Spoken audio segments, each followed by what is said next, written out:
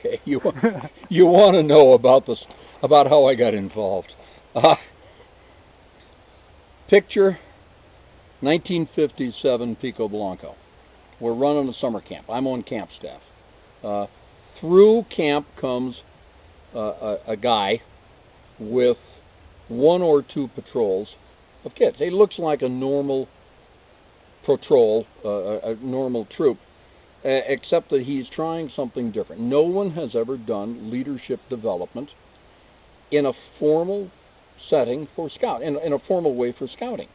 1957, scouting really didn't have a leadership development program. Bela was very interested in leadership development and said, let me try and experiment.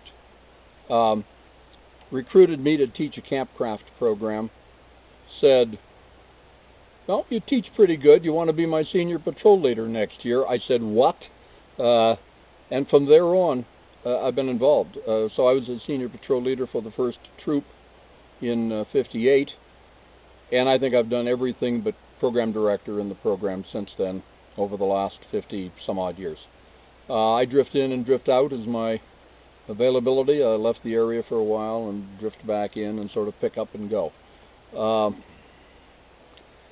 Kind of interesting because I've been able to drop into the program a number of times, 4 or 5, and see the program evolve, which has really been fascinating.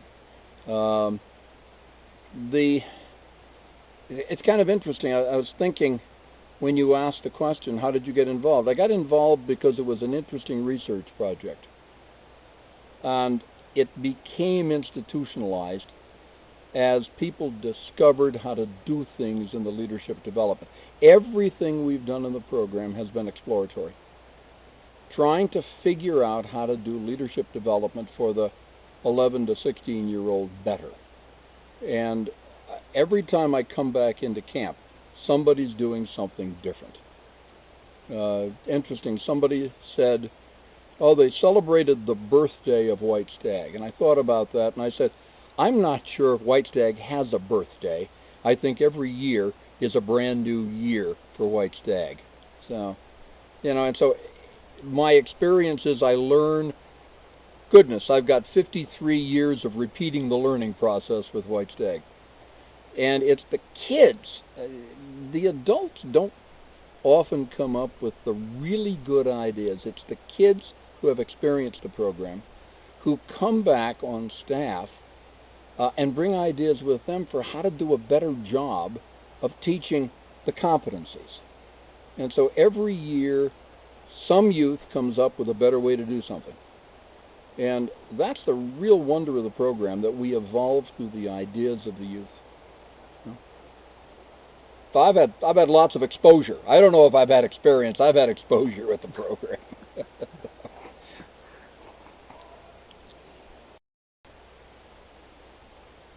Okay. No, and you said, did I pick a career path based on White Stag? I guess I did. I have always wanted to be, and I'll use the term manager, and I don't find that a negative term. But the learning, and you said, when did you learn it? Well, it wasn't during camp. Camp was an application. But because I was youth staff, and it's the same for the kids, same for the kids who come back on youth staff, I spent all year from my 19th year as a 19-year-old coming back to Monterey once a month to meet with Fran and Bela and Maury Tripp and Dr. Paul Hood, guys who were, remember, it's a research project. Okay. Guys talking about what did they learn last year, what can they do next year? And so I'm sitting in the room as a kid listening to these thinkers talk about how to make leadership happen. And every once in a while they actually asked my opinion, which is the headiest experience in the world. I don't think as a youth I'd ever had anybody ask me what I thought about something really meaningful. And the real learning went on during those developmental years. when I was preparing to be senior patrol leader, when I then became assistant scoutmaster for Fran Peterson, and it was all the planning that went on, not during the application called the week, but during the training year. And I think if you look at what sets any of our staff in a career direction, it's not the week. The week is madness as far as getting a job done, but it's the monthly sitting and talking, hopefully with meaningful, intelligent adults. And I can't pretend to be a bela, banathy or a Fran Peterson, but sitting and talking to the adult staff as the youth plan the week. And it's the thought process and what are the competencies. And while we teach the competencies, we spend the entire year making sure that our youth staff know the competencies. So a kid who goes through White Stag and wants to participate in staff has a lifelong learning opportunity if they're willing. And I know it set me on a career. I have managed. I've been a chief operating officer for a company. I taught management. I teach it now worldwide. I've got to say those 2 or 3 years of working with Bela and Fran off session probably set me on a path that has taken me 50 some odd years of actual application. I'm 72, so it's a lifelong experience of doing what I learned during the planning years with them.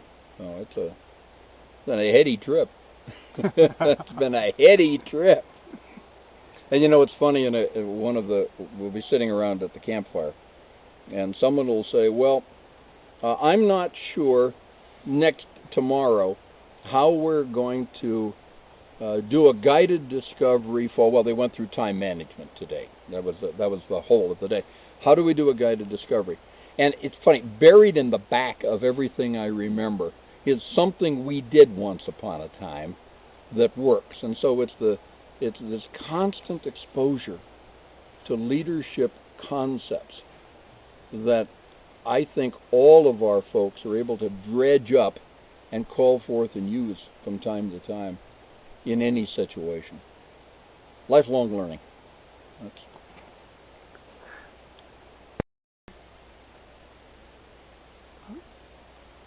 Okay, you asked for youth interested in going into leadership, or if I can use the term managerial positions, is there a good course of action? Yeah, I believe that.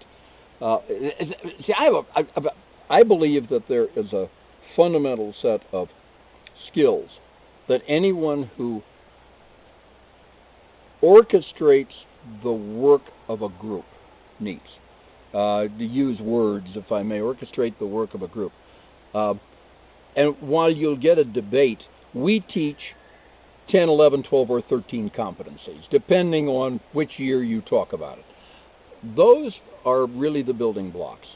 Youth who learns those competencies and then finds opportunities in any job to take a position, organizational psychology, a course in organizational psychology, a course in group dynamics, a course in engineering management.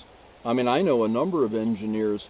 As a matter of fact, I teach systems engineering at NASA for a lot of folks, and basically what I teach is how do you do management of the technical aspects of the job. Well, that's less concerned with the mechanics of how one designs a system, and more how one orchestrates the people who design the system. And so the competencies are managerial competencies. Finding a career, finding an application in a career is finding managerial opportunities in that particular career field. Like talking to you, I got 5 kids. All of them manage something. None of them took a formal course in management. All of them came through leadership training. One's a molecular biologist. One teaches theater and does a theater production. One does music production. One's a dean of a college program, and the other runs a lab as a physician's assistant. All of them are managing a group of people to perform a task.